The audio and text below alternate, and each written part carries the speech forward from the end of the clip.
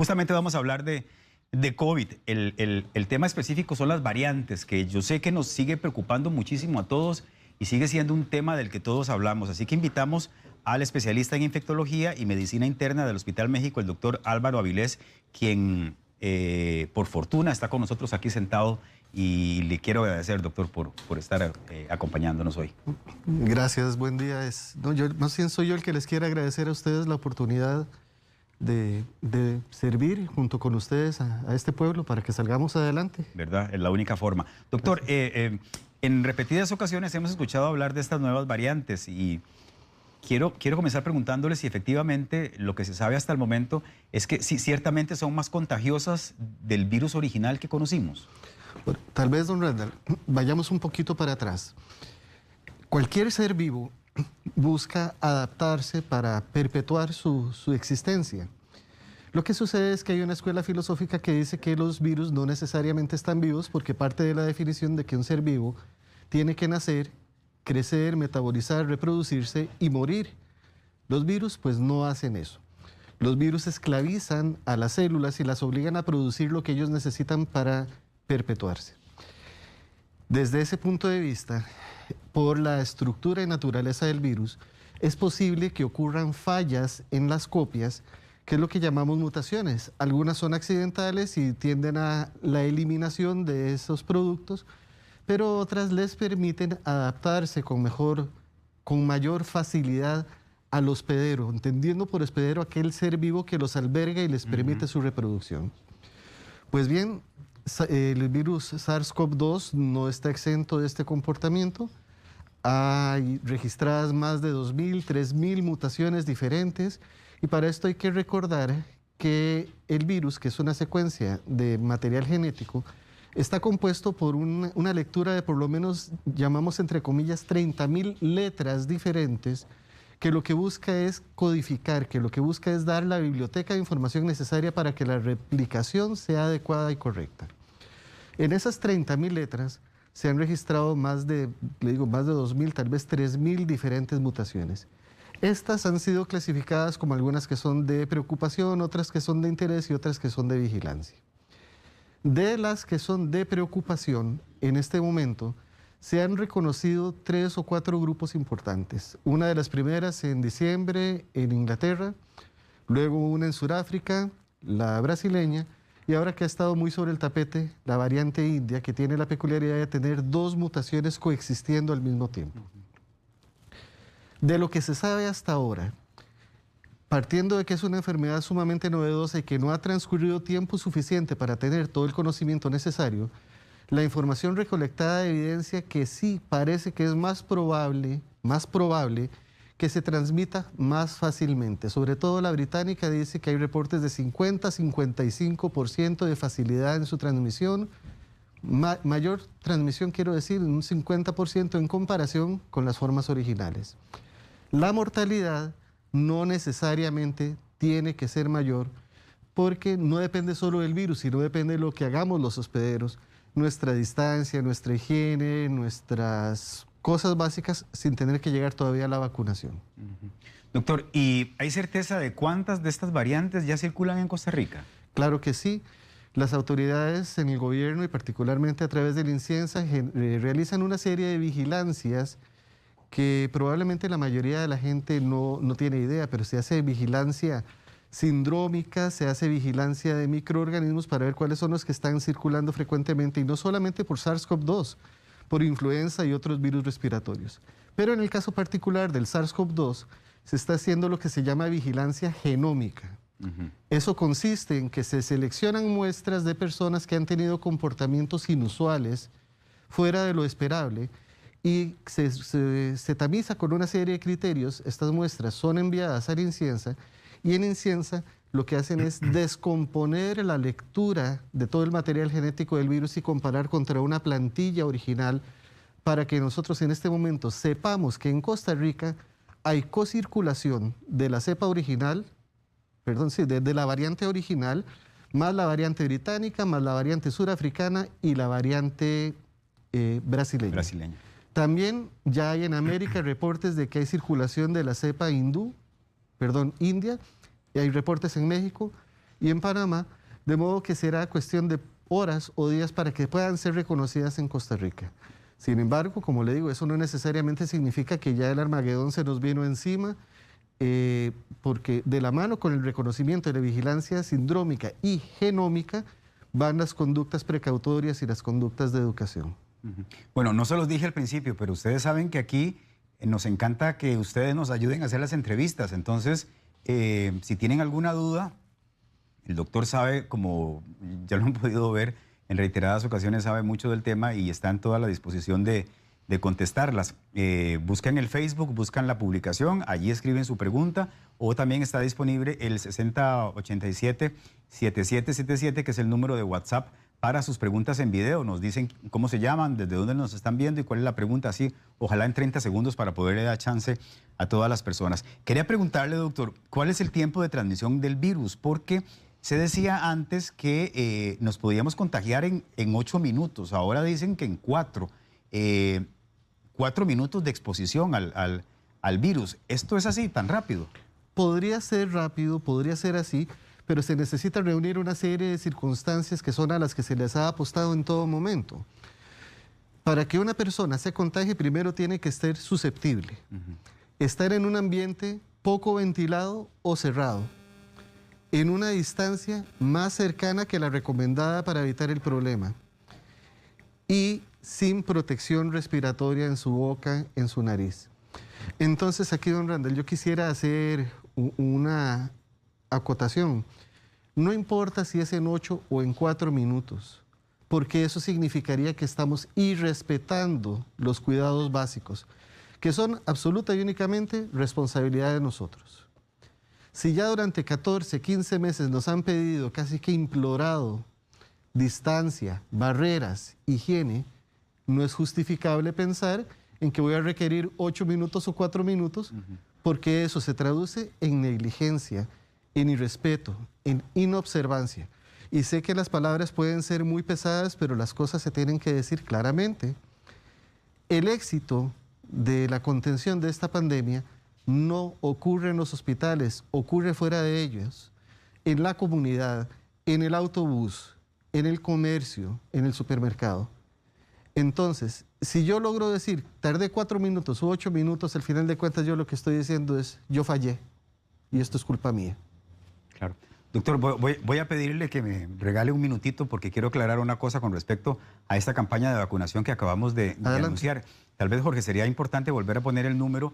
Yo me equivoqué, yo dije en el EVAIS de Monterrey, pensé que era allá por San Pedro de Montes de Oca, pero son en San Carlos, en la zona de San Carlos, es Monterrey de San Carlos, La Fortuna de San Carlos y Los Ángeles. Es una campaña de vacunación que están haciendo en la zona norte, entonces es para los vecinos de la zona norte, ya me aclararon. Así que por favor, las disculpas del caso por haber dado el dato mal, y les repito, los lugares son Monterrey, el EVAIS de Monterrey, la Clínica de La Fortuna y el EVAIS de Los Ángeles. Ese número que está apareciendo en pantalla es el número para que llamen, para que manden un mensaje de WhatsApp. Me están diciendo que puede llegar la gente con cita previa o sin cita, que igual los van a vacunar. La jornada se extiende de 8 de la mañana a 4 de la tarde. Así que, por favor, les pido nada más que todos los vecinos de la zona norte que quieran apunten este número y hagan la consulta respectiva. Ahora sí, aclarada la situación, lo que quería era saber y que nos explique, digamos, de forma que podamos entenderlo, porque yo sé que esto puede resultar muy técnico, doctor, que sí es posible que estas mutaciones hayan hecho que el virus se comporte más agresivamente y sea más efectivo, digamos, en su labor de contagiar más agresivamente. Sí, eso sí se tiene claro. El virus se llama coronavirus. Curiosamente, para nosotros en español el nombre no nos parece insensato, pero para aquellos países que tienen un lenguaje que no deriva del latín, es un nombre exótico.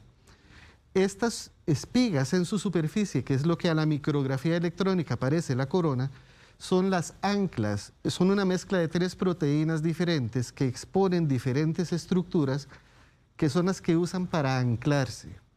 Las mutaciones han demostrado que cuando se afecta la proteína S, la proteína de espiga o de espícula, también la llaman de espina, puede suceder una de dos cosas. Uno, que tenga más adherencia al receptor de las células. Por decirle algo, a usted le dan en este momento un vaso de agua y una taza de café. Muy probablemente usted va a decir, no, a estas horas del día yo lo que quiero es un cafecito. Usted tiene más adherencia, más especificidad para tomarse el café que para tomarse el agua. Pues igual, si a la célula expone comida, entre comillas, comida sabrosa, golosinas, el virus se va a pegar más fácilmente a esas estructuras que a las demás. Esa es la primera condición que ha pasado. La segunda condición que está pasando es que algunas de estas mutaciones se ha visto que están siendo capaces de saltarse, de evadir los anticuerpos, porque los anticuerpos también funcionan bajo un principio de especificidad, como una llave y una cerradura. Pues resulta que si el anticuerpo, de la misma forma, se atrae a una parte molecular específica para hacer su acción, si el virus cambia esa parte, el anticuerpo ya no se va a poder pegar con facilidad y por tanto, el virus va a evadir las defensas. No lo hará en su totalidad, pero lo puede hacer en una cantidad suficiente que entonces garantiza, mediante mayor adherencia y mayor especificidad, infectar a las células de la persona, replicarse dentro de la persona y ser posible que se transmita con más facilidad. Eso sí está claro, eso sí se ha visto y está demostrado. Ok, interesante. Doctor, esta pregunta que le voy a hacer, yo me imagino que es una pregunta que mucha gente le ha hecho en anteriores ocasiones o que mucha de nuestra audiencia que nos acompaña esta mañana se estará haciendo. Las vacunas a las que tenemos acceso salieron antes de que salieran las variantes, o por lo menos fueron creadas antes de que las variantes las conociéramos. ¿Son efectivas contra estas variantes?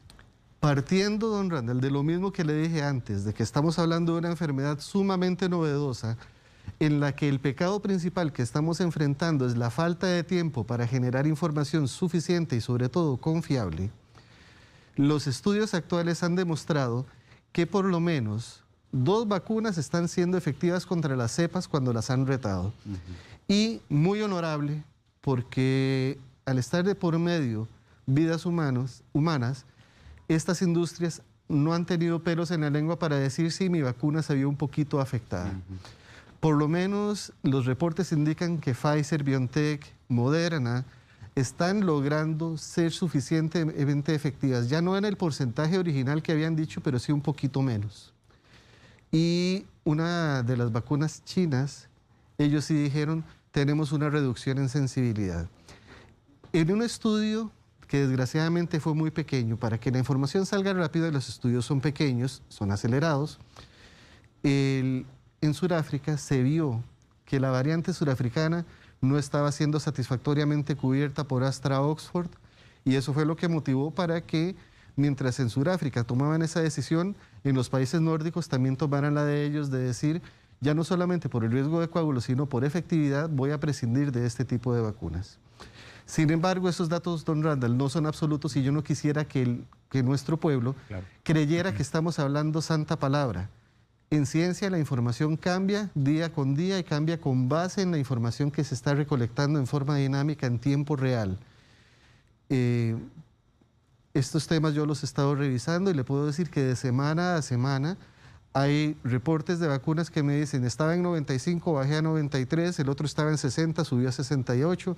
Entonces es muy interesante, porque entre más personas haya, mayor información y más confiable vamos a obtener. Bueno, y yo creo que algo que nos ha dejado claro esta pandemia es que es muy cambiante todo. Es decir, todas las semanas, estoy seguro ustedes que le siguen el pulso a la información científica, todas las semanas hay nuevos datos, cosas que se creían al principio ya no se aplican, cosas que no creíamos al principio ahora aplican, y yo creo que todos tenemos claro que es una enfermedad nueva, que estamos conociendo, que ustedes, los trabajadores de la salud y los científicos que se dedican a investigar, están descubriendo también, ¿verdad?, cosas importantes. Gracias a la vacunación, los adultos mayores, la cantidad de adultos mayores reportados como infectados ha reducido sensiblemente. Y ahora estamos ante un nuevo panorama, y es que los adultos jóvenes, y usted me imagino que lo ve claramente en el Hospital México donde trabaja, los adultos jóvenes están siendo afectados. ¿Por qué pasa esto? Pasa por varias razones, don Randall. No es solamente efecto de la vacuna.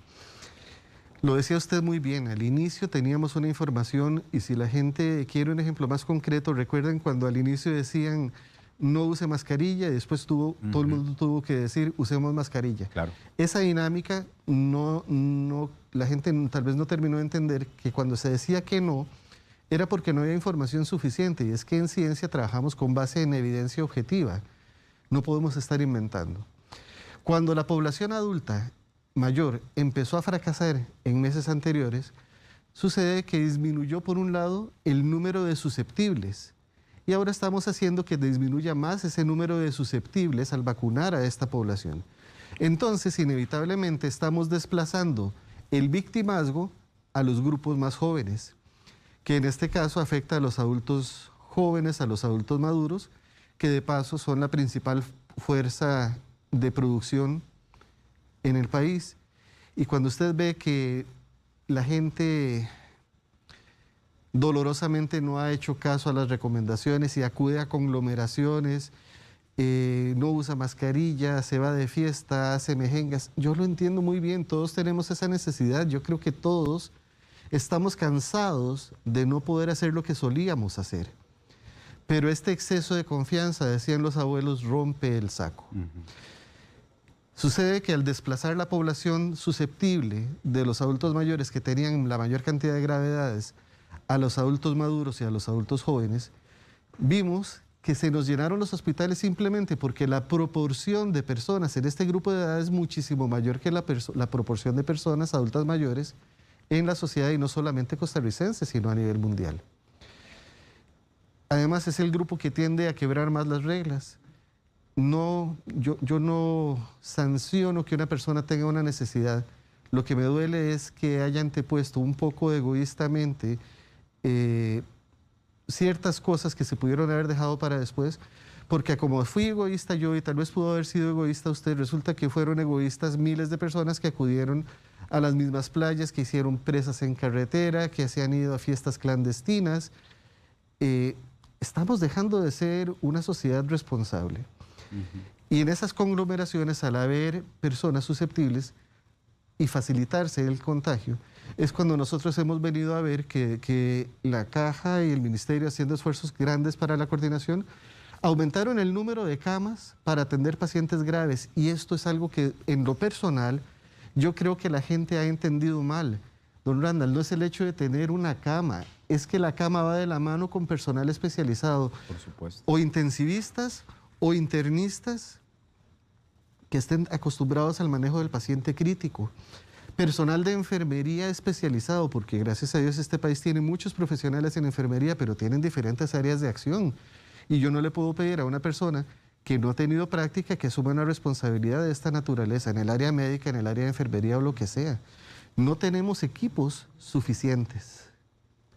Y dolorosamente, ya para la semana pasada y antepasada, vimos que los números se nos desbordaban. Tuvimos ocupaciones de un 130 y tanto %. Y no es el hecho de tener la cama, no es el hecho de tener el personal o los equipos. La gente no visualiza que los que están trabajando en salud, que los que estamos trabajando en salud, estamos cansados, claro, física y emocionalmente. Las imágenes que pasan de gente con su cara marcada, gente llorando, gente tirada en el piso, aprovechando unos minutitos para poder dormir, muchas veces son ciertas y son dolorosas, pero como yo no lo vi, no lo creo. Y como no lo creo, sigo siendo descuidado en mi acercamiento. Y lo que sucede es que, lo decía usted ahora que hablaba de la campaña vacunal, nos urge vacunarnos, pero el país no puede ir más rápido si las industrias farmacéuticas no aportan las vacunas con la velocidad necesaria, aun cuando se hayan comprado, aun cuando la Asamblea le diga al ministro y al presidente de la Caja y al presidente del país importen otras vacunas. Sucede que este fenómeno no es solamente de Costa Rica. Todo el mundo está comprando y exigiendo vacunas. Hace poquito vimos que se contaminaron como 15 millones de unidades de Johnson & Johnson por un error humano mínimo. Perder 15 millones de vacunas es terriblemente doloroso, no en lo económico, en lo humano. Y eso nos retrasa la velocidad de abastecimiento. Además, si consideramos que la vacuna no se puede descongelar así nomás y usar en cualquier momento, la vacuna de Astra Oxford puede tener una temperatura de conservación de hasta menos 20 grados centígrados, que cuesta alcanzarlos, pero se alcanza. Pero cuando usted tiene que trabajar con la de Pfizer-BioNTech, que exige estar conservada a menos 70 grados centígrados para que no se desnaturalice el producto, usted no la puede estar descongelando en cualquier momento. Y si nos dan un poquito de vacunas es porque a cada país del mundo le están dando un poquito de vacunas en un criterio de priorización según las poblaciones de cada país y los contratos y las cantidades pagadas.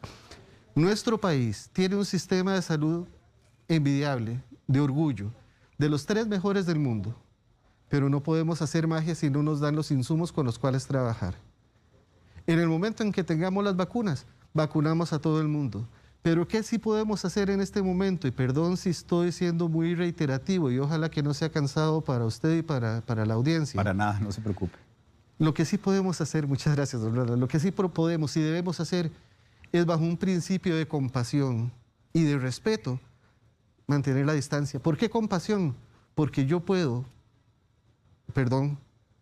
matar a otra persona por mi negligencia.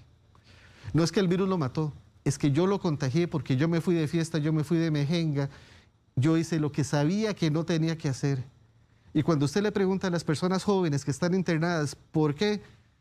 La gente le dice a uno, es que me fui de fiesta, me arrepiento, me fui de paseo, me arrepiento. Y como decimos a la tica, ¿ya para qué? Dijo la lora. ¿Ya para qué? El momento de haber hecho las cosas siempre es antes. El arrepentimiento nunca sirve en retrospectiva. En retrospectiva lo que hay es remordimiento, no arrepentimiento. Sí, señor, lo tengo claro. Aprovecho para preguntarle cómo está la situación al día de hoy en el Hospital México. Bueno, el dato exacto pues no se lo podré decir por 2 razones. El censo se reporta un poquito más tarde, pero para poder atender la invitación de ustedes, yo obtuve permiso para venir directamente para el canal. Sí le puedo comentar que los comentarios de los compañeros durante el fin de semana en los chats es que estamos en ocupaciones por salón sobre el 90-93% en unos, en otros estamos más del 100%. A nivel colectivo, el Hospital México tuvo que correr para habilitar 25 camas de cuidados intensivos en la Torre Noreste, que es la construcción nueva, y se habilitaron una serie de camas más en los pisos inferiores. Siendo un hospital de aproximadamente 480 camas, más las camas que se han habilitado, le puedo contar que mi hospital tiene entre un 35 y un 40% de pacientes COVID, con plenitud de las unidades de cuidados intensivos críticos, prácticamente lleno absoluto de las unidades de cuidados intensivos severos, un poquito menos en moderados y prácticamente un poquito todavía menos en los pacientes leves, porque estamos atendiendo la fracción del país que podemos, pero igual está SEACO, igual está el Hospital Nacional Psiquiátrico, están los compañeros del San Juan y del Calderón, solamente aquí en el área central.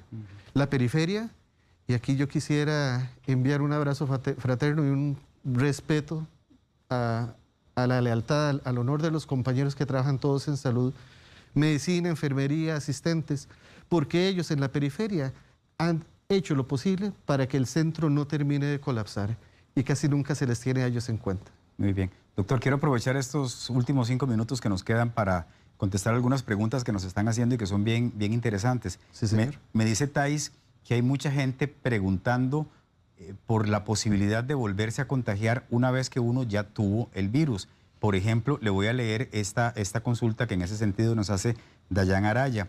Mi familia y yo estuvimos aislados. Ayer ya se nos levantó la orden sanitaria. Los síntomas que tuvimos fueron muy leves, pérdida de olfato, poca congestión nasal, solo un día de fiebre. Mi pregunta es, ¿nos podemos reinfectar en poco tiempo con una nueva variante? Me gustaría saber porque estoy embarazada y pronto nacerá mi hijo. Desgraciadamente la respuesta en teoría es sí, porque las variantes están buscando, como les mencionaba hace un momentito, su mejor manera de acoplarse, de sobrevivir. Para la experiencia actual, las reinfecciones ocurren cuando nos está afectando un virus para el que nosotros o no generamos defensas o nuestras defensas se agotaron. Entonces, este es un virus que va a durar más de lo que deseamos y quisiera pedirle a la muchacha, a la señora que ha escrito, y a todos que por favor, insisto, no bajen la guardia. Preocupa a ella, preocupa a bebé, preocupan todos los demás. Mientras no podamos hacer algo mejor, distancia, barreras, higiene. Gaby SP, ¿por qué antes daban 15 días de cuarentena a las personas con COVID en casa y ahora dan solamente 8 días si el virus supuestamente se ha convertido o se ha vuelto más contagioso? Ok, la variación en el número de días que se da a la persona depende ya no solo del paciente y sus calidades, sino de la naturaleza de los contactos. Cuando son contactos de alto riesgo se manejan de una forma diferenciada cuando son contactos de bajo riesgo. Probablemente ella está dentro del grupo de bajo riesgo y por eso le dieron menos tiempo. Ok. Sonia Hernández, tengo COVID, dice, me hice el PCR hace 15 días, salió positiva la prueba, tengo desde que empecé síntomas y ya sumo 23 días. Ok. ¿Cuánto tiempo tengo que esperar más para volver a hacerme el PCR y dejar de aislarme de mi familia para no correr riesgo? La reacción en cadena de polimerasa, el hisopado nasal, no lo tiene que repetir, porque puede haber lo que se llaman fragmentos subgenómicos, residuos microscópicos del virus, reconocibles hasta por 3 meses después. Entonces, nosotros trabajamos bajo otro principio epidemiológico. Si esta muchacha puede medirse anticuerpos, en el momento en que los anticuerpos nos indiquen que ya hay una inmunidad adecuada, ella podría satisfacer su necesidad de dejar de aislarse. Pero mientras no se trabaja con un criterio clínico, la persona sin síntomas o síntomas leves se considera que ya no es contagiosa después de 10 días y ha permanecido más de 3 días sin síntomas. Pero la persona con síntomas moderados o graves puede ser contagiosa mientras dure todo el proceso y se esperará que dure por lo menos a la conclusión de su proceso de gravedad 1 semana más, 10 días más, por lo menos con 3 días de estar libre de síntomas. Perfecto. Y esta pregunta que nos hace Yorleni Sánchez también está buena. Las personas que a las que aún no les corresponde la vacuna, se recomienda que se vacunen contra la influenza mientras llega la vacuna del COVID. Es una pregunta valiosa, de oro. Qué dicha que la hicieron. Son 2 virus diferentes, 2 enfermedades diferentes que no se mezclan, pero tampoco se excluyen. Es necesario vacunar contra las 2. Lo que sí se le pide a las personas es que entre una vacuna y la otra pasen por lo menos 2 semanas para que no haya confusión inmunológica. Confusión es una palabra cuestionable, pero para que el cuerpo no se vaya a entorpecer en su funcionamiento de generar defensas adecuadas contra las 2 enfermedades. Influenza es una enfermedad estacional para la que hay que vacunarse todos los años. Y a como van las cosas, muy probablemente COVID va a ser otra enfermedad estacional que va a permanecer con el ser humano por mucho tiempo y que igual habrá que vacunarse periódicamente. Sí, justamente eso le quería preguntar. Si ustedes ven a cómo está el panorama actualmente, yo sé que es difícil predecirlo, pero si ustedes ven que será lo mismo será igual que como pasa con la influenza, es decir, todos los años tenemos que vacunarnos contra la influenza, ¿pasará posiblemente lo mismo con el COVID? Es muy probable que sí, porque de la misma forma que influenza tiene varios tipos de formas virales circulantes. Que cambia todos los años, además, la vacuna, ¿verdad? Exactamente, porque el virus está mutando, buscando acomodarse. SARS-CoV-2 también. Y los que no han nacido van a ser los mejores susceptibles de aquí a un futuro. Hay que protegerlos. Y protegerlos a ellos, si nos vamos a la inmunidad de rebaño, pues tendríamos que protegernos a los que ya estamos para prevenir a los que todavía no están y que ojalá vayan a estar. Muy bien. Doctor, vea, doña Sonia Hernández vive en San Rafael de Heredia, tiene 42 años y nos mandó una pregunta en video que quiero que veamos. Veamos. Adelante. Buenos días. Mi nombre es Sonia Hernández, estoy mandando el mensaje desde San Rafael de Heredia. Tengo 41 años, soy paciente de esclerosis múltiple. Estuve internada en el hospital durante una semana. Me aplicaron anticoagulantes y me suspendieron el tratamiento de la esclerosis. ¿Cuánto tiempo tengo que esperar para poder hacerme la PCR para que me salga negativa? ¿Y cuánto tiempo debo esperar para que me vacune? Gracias. Muchas gracias. Parte, sin saberlo, ya lo habíamos respondido antes. Sí. Doña Sonia, usted no debe hacerse la prueba de PCR en repetición porque la información es confusa, nos va a dar tendencia a sacar conclusiones equivocadas. Entonces nos referimos a los tiempos de convalecencia según la naturaleza de la enfermedad. Por lo que usted me dice, usted, supongo yo, que fue clasificada entre leve y moderada. Entonces usted debería estar con un riesgo mínimo después de aproximadamente 2 semanas, siempre y cuando usted haya pasado por lo menos 3 días libre de síntomas. En cuanto a la vacuna, los criterios están cambiando. Ya mencionábamos que esta enfermedad tiene reglas nuevas todos los días. Hasta hace unas semanas atrás nos decían que había que esperar 90 días, 3 meses. Ya hoy sabemos que el criterio es que no. La persona se puede vacunar en el momento en que tenga la oportunidad, no importa que ya tuvo COVID. Lo único que sí se tiene que pedir es que la persona esté dentro del periodo ya de convalecencia, libre de riesgos. De modo que si después de estas 2 semanas que le propongo usted está libre de síntomas y le ofrecen vacunarla, por favor aproveche la oportunidad. Muy bien. Vea, esta duda que nos plantea Ileana Romero, doctor, me parece muy interesante. Nos cuenta, yo estaba en el corredor de mi casa, estaba barriendo, salí sin protección. Pasó una señora también sin protección por la acera, me saludó. Yo en ese momento estaba agachada porque estaba arrancando unas matillas. ¿Hay peligro de algún contagio? No nos dice qué tan cerca estaban las dos. Se me adelantó usted lo que le iba a decir. Bueno, pero nosotros hemos trabajado, don Randall, bajo un principio que necesitamos distancia mayor de 1,5 metros, de 1,80 m y contactos de más que 15 minutos. Si ella estaba agachada y digamos que la otra persona estuvo a su lado exacto y le saludó, pero fue por menos de 15 minutos, el riesgo probablemente de ser contagiada por esta persona que pasó saludando es muy bajo. Lo que sucede es que uno no puede garantizar que sea el único riesgo al que esta muchacha se ha expuesto. De modo que también aquí es importante pedirle a la gente que no entre en pánico. Este no es el momento de asustarnos ni de tener pánico, es el momento de hacer. No nos gusta, sí, no nos gusta, pero hay que hacerlo y no podemos dejar que el miedo se apodere porque el miedo nos congela. Decía por ahí una vez leyendo tiempo atrás de superhéroes y cosas por el estilo, que un superhéroe no es nada más que una persona normal que a la hora de enfrentar las cosas lo hace con respeto, no con miedo. Yo creo que aquí todos podemos ser superhéroes. Sí, a todos nos toca un poquito. Doctor, dice Cinia Miranda, ¿usted me podría decir, después de la primera dosis de la vacuna de AstraZeneca, cuántos días después hay que esperar para la segunda dosis?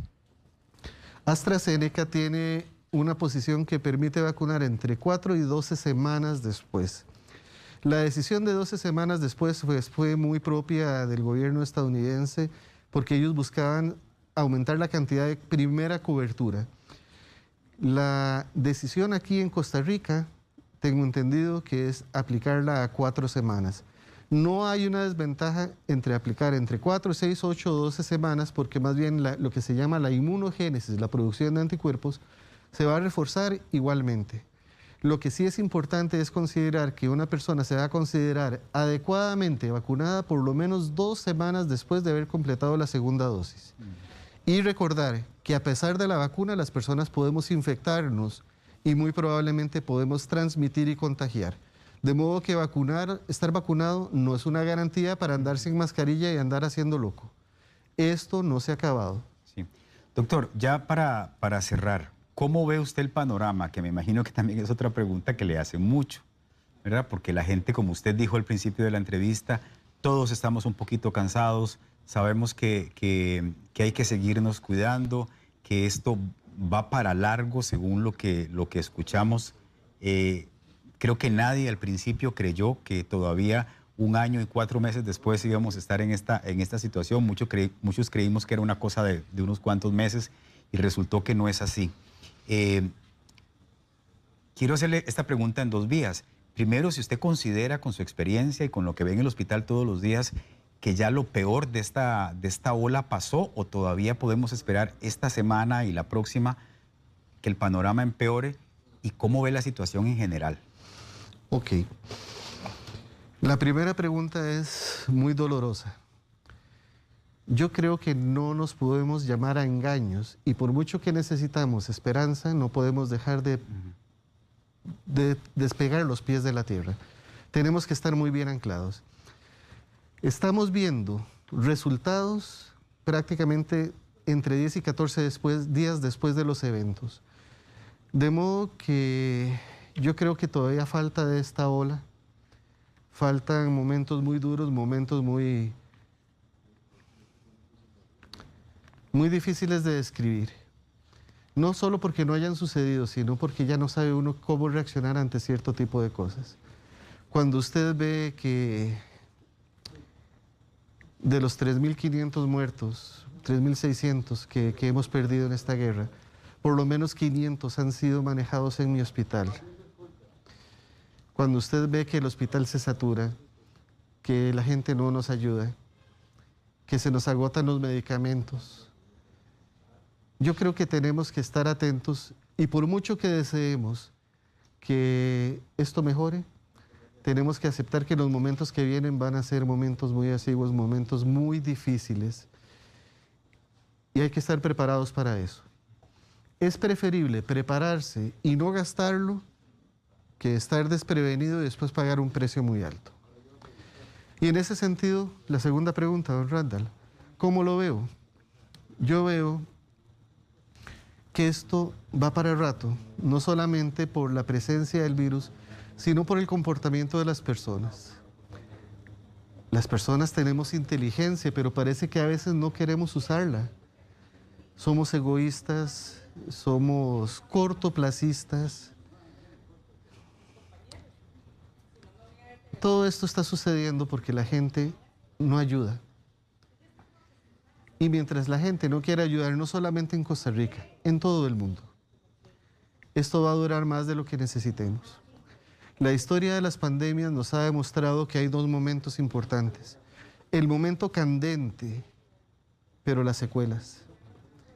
Y las secuelas incluyen síndrome de estrés postraumático, depresión, ansiedad, falta de educación, como mencionábamos ahora que usted hacía el comentario de la noticia de la señora ministra, economía, pero también va de la mano con credibilidad, con fe, bien que mal con sueños y un poco con esperanzas. En un mundo como este, globalizado, con una información tan fácilmente dispersable, yo le quiero pedir a la gente que no pierda la esperanza, pero que tampoco pierda la perspectiva. Sabemos que el momento candente estamos en él, nos falta rato. Sabemos que vienen secuelas que van a durar muchos años. Vea usted que hace 100 años tuvimos la pandemia de influenza. Y esas secuelas duraron hasta el momento actual. Mínimo en la educación histórica. Y que parece que no sirvió de nada porque la gente, habiéndoles advertido de la pandemia de influenza del 57-58, la del 68-69, la pseudopandemia del 77, la pandemia de influenza que tuvimos a inicios de este siglo, la respuesta fue nula. Las personas somos cortoplacistas y este es un momento para aprender a hacer las cosas bien. Mientras no se hagan, por favor sigamos con la guardia arriba. Muy bien. Doctor, le agradezco muchísimo no solamente que nos haya acompañado, sino que haya contestado las preguntas de nuestros televidentes. Con todo. Su honestidad.